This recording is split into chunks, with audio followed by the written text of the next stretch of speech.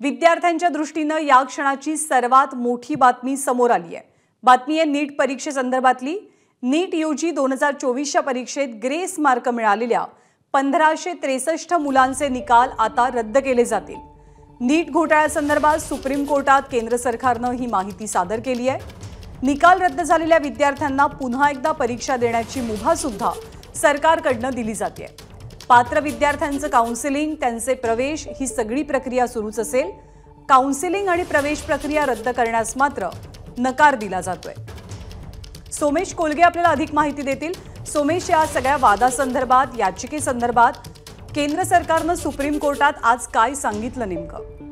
ज्ञानदा, आज जी याचिकाकर्त्यांकडून मागणी केली जात होती ती री एक्झामिनेशन संदर्भात होती आणि री एक्झामिनेशनला केंद्र सरकारने विरोध केला। त्यांचं म्हणणं आहे की परत पुन्हा परीक्षा घेणं हे शक्य नाहीये। ज्या 1563 विद्यार्थ्यांना ग्रेस मार्क दिले गेलेत तर ते ग्रेस मार्क आणि त्यांचे रिझल्ट हे कॅन्सल केले जातील आणि ते री एक्झामसाठी अपियर होऊ शकतील। परंतु जी काउन्सिलिंगची प्रोसेस आहे ती प्रोसेस पुढे तशीच सुरू राहील। आता जस्टिस नाथ यांच्या खंडपीठासमोर या सगळ्यावर सुनावणी झाली आहे आणि जस्टिस नाथ सध्या ऑर्डर डिक्टेट करतायत। तर त्या ऑर्डरमध्ये त्यांनी म्हटलंय की जे एनटीएनी एक कमिटी कन्सिडर केली होती आणि जी कमिटी जी आहे त्यांनी या सगळ्या पिटिशन्सवर विचार करावा जे पिटिशन्स हे ग्रेस मार्कला चॅलेंज करतात।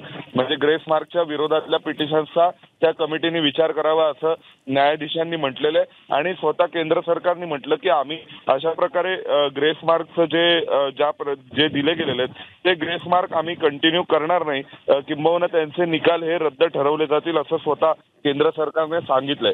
परंतु री एक्झामिनेशनला केंद्र सरकारने पूर्णपणे विरोध केलेला आहे आणि जी प्रोसेस काउन्सिलिंगची आणि ऍडमिशनची पुढे होईल तर ती प्रोसेस पुढे सुरू राहील जशीच्या तशी अव्याहतपणे असं दिसतंय आणि ज्यांचे निकाल रद्द केलेत त्यांच्यासाठी री अपिअरन्स आणि री एक्झाम होऊ शकते। ज्ञानदा, बरोबर आहे। 1563 विद्यार्थ्यांचं प्रवेश प्रक्रिया ही रद्द झाली आहे। त्यांना मिळालेले जे ग्रेस मार्क होते त्याच्याबद्दल प्रश्न उपस्थित करण्यात आलेला होता आणि या मुलांचे निकाल रद्द होणार हे आता केंद्र सरकारकडून सुप्रीम कोर्टात स्पष्ट करण्यात आलंय।